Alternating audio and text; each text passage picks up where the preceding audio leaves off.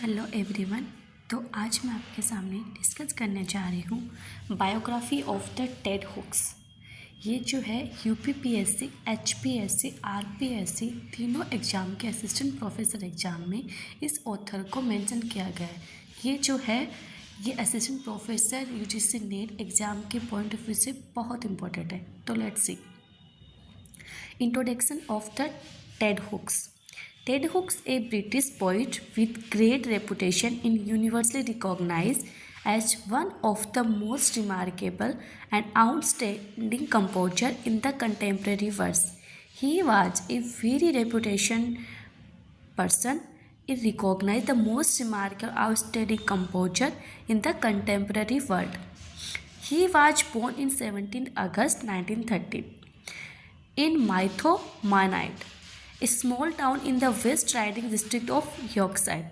He was born in 17 August 1913 and माइथोलमाइन। And ये जो town है माइथोलमाइन, ये कहाँ पे है? ये West Riding district of Yorkshire.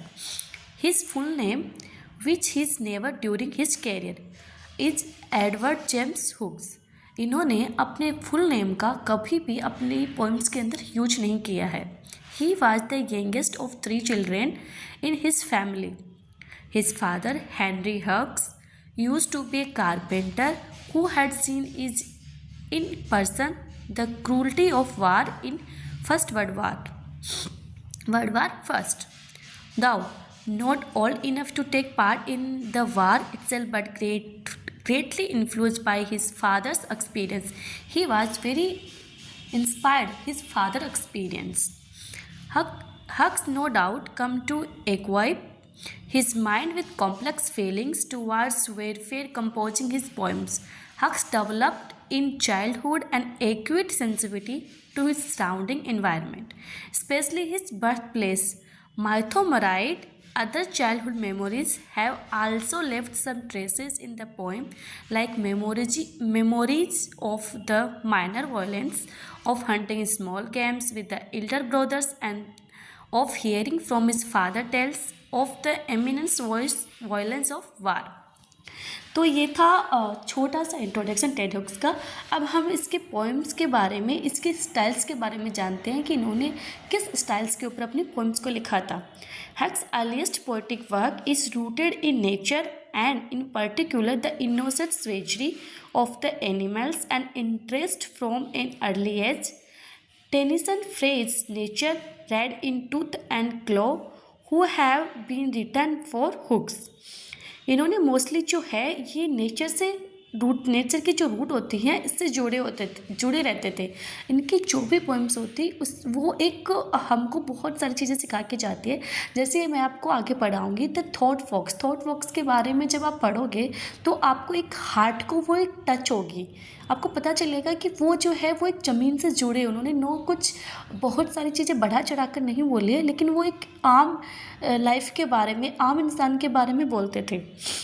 He is accurately aware of the mixture of beauty and violence in the natural world and writes of it the fascination, fears and awe.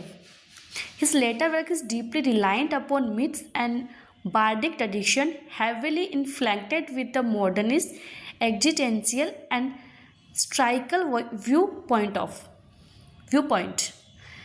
And इसके जो most important poems है उनको भी हम देख लेते हैं कि टेड हुक्स की जो सिलेक्टेड पोइम्स है उनके बारे में बताऊंगी, जिन्होंने 1957 से 1994 में इनके जो पोइट्री एंड पोइम्स थे उनको आप बस सिर्फ नाम याद कर लो, सिर्फ गो थ्रू हो जाओ। इनको डिटेल में पढ़ेंगे हम वन बाय वन, जो कि इम्पोर्टेंट है, जो एग्ज़ाम्स में आती है, नेट एग्जाम में, असिस्टेंट प्रोफेसर एग्जाम पे मोस्टली आती है। The thought fox is a very important poem of Ted Hughes. The jaguar, the song, meeting, wind, October dawn, bayonet charge, 6 young man, crow hills. The jaguar भी इसकी बहुत important poem है। स्टस थॉमकट, हवाक roasting, ये भी इसकी बहुत इंपॉर्टेंट पोइम है। View of a pig, November, thrushes भी इसकी बहुत इंपॉर्टेंट पोइम है। Snowdrop, pike, her husband, cadenza, second glance at the jaguar, ये भी इम्पोर्टेंट पोइम है। स्काई लार्क भी इम्पोर्टेंट पोइम है। Full moon and the little Frieda, a March calf, the river in March, the harvest moon भी important है। The cranefly in September, football at Slack, when man go to the summer, a memory, deaf school, you hated Spain, the tender place and the snow. तो guys हम इसकी जो भी important poem है उसको मैं next video में आपके साथ पढ़ाऊँगी और आपको समरी एंड इसके PYQ और जो भी जिस भी एग्ज़ाम्स में इसके PYQ आए हैं, और आजकल क्या है बहुत सारे जो स्टेट के एग्ज़ाम हैं उनको क्या है डिस्क्रिप्टिव भी कर दिया है सब्जेक्टिव। अब पहले ऑब्जेक्टिव था लेकिन UPPSC HPSC ने इसको सब्जेक्टिव भी कर दिया। तो इसके जो इम्पोर्टेंट क्वेश्चंस है वो भी मैं आपको प्रोवाइड करूँगी, कभी कभी उसका आंसर भी मैं आपको प्रोवाइड करूँगी कि आपको कैसे आंसर राइटिंग करनी है। थैंक यू प्लीज़ मेरे चैनल को सब्सक्राइब करो। अगर आपको मेरी वीडियो अच्छी लगे तो प्लीज़ थैंक यू कमेंट ज़रूर करना। Thank you so much.